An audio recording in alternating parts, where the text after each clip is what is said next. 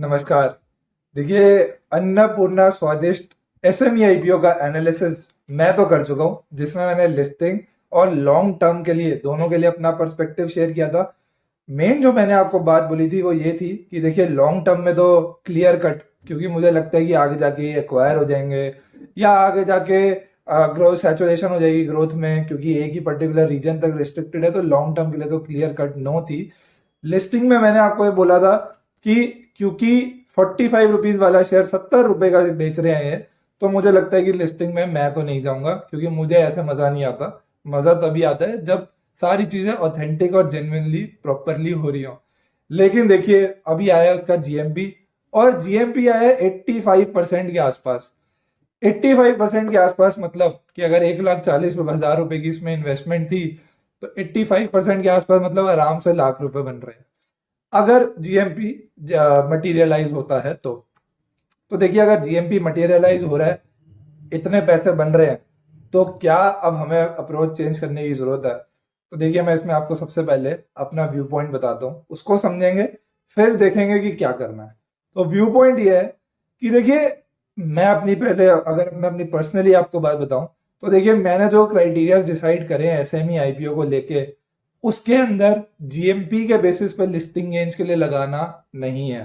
अब main board में consider कर सकते हैं, क्योंकि वहां अश्योरेंस बहुत है, वहां पर स्क्रूटनी बहुत है, तो इससे हमें आइडिया लग जाता है, लेकिन यहाँ पर नहीं है।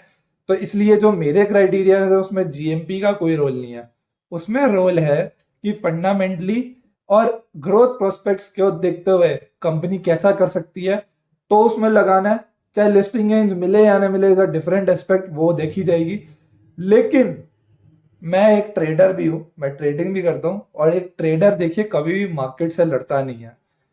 सिमिलरली जैसे यहां पर हमें अभी लिस्टिंग गेंस नजर आ सकते हैं, ऐसा जीएमपी से पता लग रहा है। जीएमपी मतलब क्या है? डिमांड है बेसिकली। तो डिमांड है अगर, तो डिमांड से मैं नहीं लड़ता हूं। आप देखो, अगर हम लोग टेक्निकली भी ट्रेडिंग करते हैं, जब चार्ट्स वगैरह देखते हैं, कितनी बार होता है कि पेनी स्टॉक्स हमारे सामने आते हैं या ऐसे छोटे स्टॉक सामने आते हैं जो फंडामेंटली उतने बढ़िया नहीं लगते या उनमें कोई प्रॉब्लम होती है, लेकिन ब्रेकआउट आ रहा है, वॉल्यूम्स लग रहे हैं, है ना, मूविंग एवरेजेस ब्रेक कर रहा है, जो भी है क्राइटेरिया, तो हम उसमें ट्रेड करते ही हैं। क्योंकि जो हमें विजिबल हो रहा है, जो मार्केट हमें क्लियरली दिखा रही है, उसको हम डिनाई कभी नहीं करते। तो इधर भी यही करना है। देखिए मैं तो नहीं लगा रहा हूँ, मैं आपको बोल चुका हूँ, क्योंकि देखिए मैं जो ये सब चीजें करता हूँ वो अपने सेटिस्फैक्शन के लिए, या मुझे मजा आता है कि एनालिसिस करो फिर कुछ निकालो, तो मैं करता हूँ। लेकिन just for the sake of, मतलब आप बोलो कि जीएमपी देखकर मैं लगा दूं, वो जनरली मैं नहीं करता हूँ। तो इसलिए मैं तो नहीं कर रहा हूँ। जो लोग करना चाहते हैं, मेरे पास मैसेज आ रहा है कि सर आपने तो बोल दिया लिस्टिंग में नहीं लगाना, आपकी वीडियो में आप तो नहीं लगा रहे हो, लेकिन अगर हम लगाना चाहें, हम थोड़े हाई रिस्क टेकर हैं और जीएमपी भी अच्छा दिख रहा है, तो लगाना चाहिए क्या? देखो मैं इस पे सीधा, मेरा ओपिनियन ये है कि जीएमपी क्योंकि इतना हाई चल रहा है, तो डे 3 तक रुकेंगे। डे 3 पर सिर्फ आपके लिए, क्योंकि मुझे तो जरूरत नहीं है, अब मैंने आपको बता ही दिया। तो डे 3 पर सिर्फ आपके लिए टेलीग्राम पर मैं एक अपडेट दे दूंगा कि मुझे फाइनल नंबर्स में क्या नजर आ रहा है। उसके बेसिस पे आपको जैसा ठीक लगे आप वैसा सोच सकते हो, ऑफ कोर्स, क्योंकि देखिए अमाउंट बड़ा है, मैं तो इसमें कोई कुछ नहीं बोल रहा आपको। अगर आपको लगाना है तो आप लगा सकते हो, वो आपकी मर्जी है। मैं बस आपको डे 3 पर अपडेट दे दूंगा कि डेटा वाइज मुझे क्या नजर आ रहा है, अगर आपको वो चाहिए तो वो टेलीग्राम पे आपको मिल जाएगा। टेलीग्राम को प्लीज ज्वाइन कर लीजिए। और एक बात का ध्यान रखिएगा, देखिए जब हमें स्कोप मिल रहा है, मतलब लिस्टिंग वाइज अगर हमें स्कोप मिल रहा है, तो उसका फायदा उठाने में भी कोई बुराई नहीं है। मतलब मैं नहीं लगा रहा हूं, लेकिन अगर आप लगा रहे हो तो कोई बुराई नहीं, क्योंकि देखिए मान लीजिए अगर 80-90% का हमें उम्मीद है, और वहां पे जाकर 30-40 भी मिल जाए, तो कोई बुराई नहीं है ना? तो वो ठीक है, वो चीज चलती है। इस चीज को आप ध्यान में रखकर लिस्टिंग के बारे में सोचे। देखिए मैं एक एक आपके दिमाग में ये भी क्वेश्चन आ सकता है कि भाई आप इतने अगेंस्ट क्यों हो बेसिकली।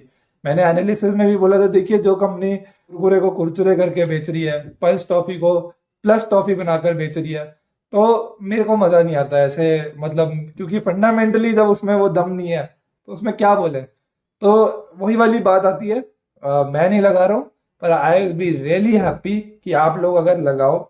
आप लोगों का अलॉटमेंट भी है, और आप लोगों को सही में अगर 1-1 लाख रुपए बनते हैं, तो मेरे से ज्यादा खुशी किसी को नहीं होगी, क्योंकि देखिए मुझे तो तभी मजा आता है जब आप लोगों के पैसे बनते हैं। मेरे तो ना बने मुझे कुछ नहीं, मैं तो देखिए मेरे तो वैसे ही आईपीओ नहीं निकलते, मेरा बहुत खराब रिकॉर्ड है अलॉटमेंट वाइज। लेकिन अगर आप लोगों के बनते हैं तो डेफिनेटली जो मेरी हैप्पीनेस है वो नेक्स्ट लेवल जाती है। तो मैं इसलिए अपडेट देने आया कि अगर कोई थोड़ा बहुत रिस्क लेना चाहता है तो वो एक बार मैं डे 3 पर आपको टेलीग्राम पर बता दूंगा, थोड़ा उससे रिलेटेड आप कर सकते हो। लेकिन हाँ लॉन्ग टर्म के लिए तो भाई भूल जाओ, मैं तो इस शेयर में बिल्कुल भी, मेरे को तो कोई मन नहीं है। देखिए इतने स्टॉक्स आते हैं, कोई तो मिलेगा जो मेरे हिसाब से होगा, जो मुझे अच्छा लगेगा, जो चलेगा भी वैसे ही। तो मैं तो उसी की इंतजार में हूँ। All the best to all of you जो इसमें लिस्टिंग के लिए सोचे, और होपफुली आपको लिस्टिंग अच्छे बने भी। टेलीग्राम पर मैं डे 3 पर आपको एक छोटी सी अपडेट दे दूंगा। तो ये है कि अपडेट देने के लिए मैंने वीडियो बनाया था। आपके इसके रिगार्डिंग कोई भी क्वेश्चन है आप पूछ सकते हो, वो मैं उसका आंसर भी करूंगा, कोई प्रॉब्लम नहीं है। तो चलिए ठीक है, मिलते हैं अगले एनालिसिस में। Until then bye bye.